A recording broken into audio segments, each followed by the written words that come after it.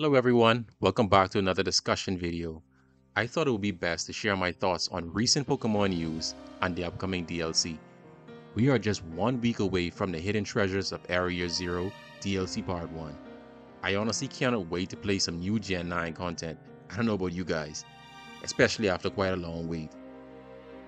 With the amount of time in between, I'm hoping Game Freak has included lots of new features, Pokemon paradoxes too, and lots more endgame things to do besides terror raids.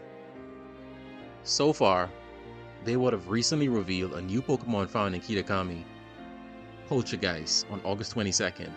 It has been dubbed a new regional fake by the leaker community. To me, it's not the best design for a Pokemon, but surely it has appealed to a vast number of people within the community. I actually prefer Gen 8's Poltergeist over this variant. It is categorized as the Matcha Pokemon, expected to be grass, ghost type, and also have the hospitality ability. I'm not sure what that entails, but we'll find out very soon. As of this past weekend, we've had to face Mewtwo with the Mightiest Mark. I'm sure that it frustrated a lot of players the first few times. This Mewtwo was the most busted thing I've ever faced in anything close to a raid. The Mewtwo back in Pokemon Sword and Shield was a pain in the ass too, but nothing like this one. Its Resto-Chesto combination that occurs in the middle of the Terra raid is annoying. Thankfully, Electric and Misty Terrain ruin its strategy, and the groups of Mew can put a serious whooping on it. It took me a few tries to successfully beat it. I needed a competent team. Of course, I was running around Electric Terrain, so I'll give myself a pat on the back. I ultimately caught it in a Beast Ball because this Mewtwo was an absolute brute. My Mew from my Emerald save file received the Mightiest Mark, and I'm pretty happy about that. This also gave me, some nostalgic vibes back to Pokemon Stadium 1, where eventually we also had to fight Mewtwo. So yeah, there's that. Let's recap on the DLC Part 1, its characters. It was hinted that Lacey will use either ground or fairy types. Don't quote me on this. Apparently, she will be the main one showing us around. Crispin is definitely going to run fire types. The website states that he enjoys cooking and red hot battles. After some battles, he pretty much be whipping it up in the kitchen for all members of the Elite Four to enjoy together. Amaris may run steel types based on her attire. As you can see, she has metallic looking boots with screw like hairpins and 4 braids, and they also look metallic.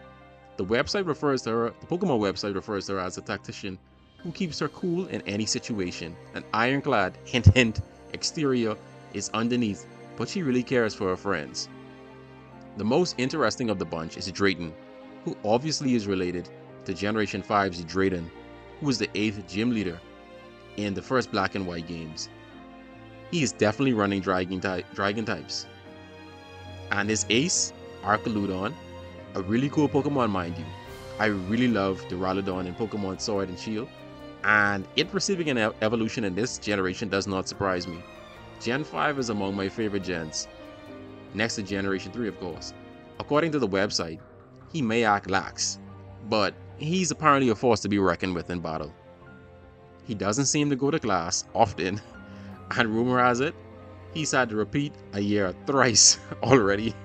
That's pretty insane. Damn!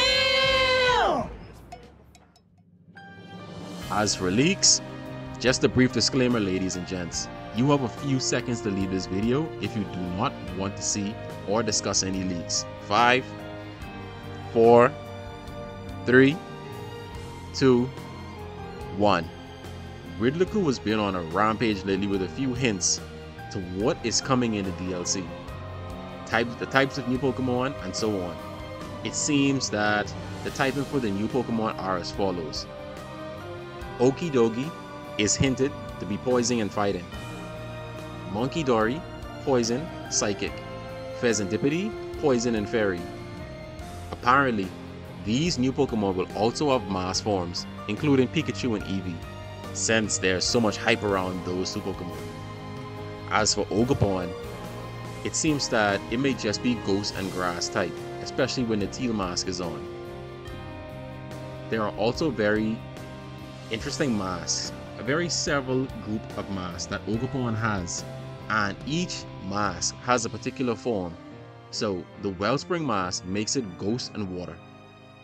The Heart Flame mask, I believe that's the correct name, makes it Ghost and Fire.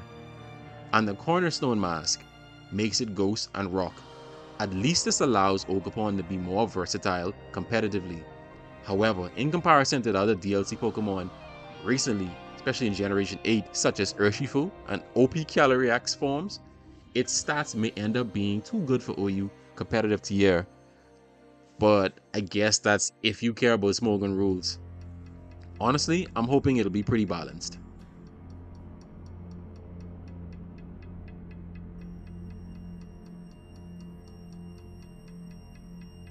Furthermore, here's Ogerpon without its mask. It looks a little like an anime girl or some kind of monster in a kimono. We'll learn more about it on release and further confirmation on its type. And also the Poison Trio, who will be definitely a part of its story. Also, we have a few leaks for the new Ursaluna form, a Blood Moon form. This was also hinted by Riddler Coup and plastered all over the internet. This Pokemon may end up being Steel Normal type or Ground Steel type. Again, do not quote me on this. I want to know, guys, do you like its new form? Poltergeist also evolves into this Sinistcha, or is it Sinistcha? Excuse me for the pronunciation, but whatever you guys want to call it. I think I like this evolution more than its base form. Hey, don't judge me. There are also a good bit of Pokemon returning in the first DLC. I'm very happy to see the return of Komo and definitely Metagross. Of course, all of the starter Pokemon and many others too. What Pokemon are you excited to see return so far?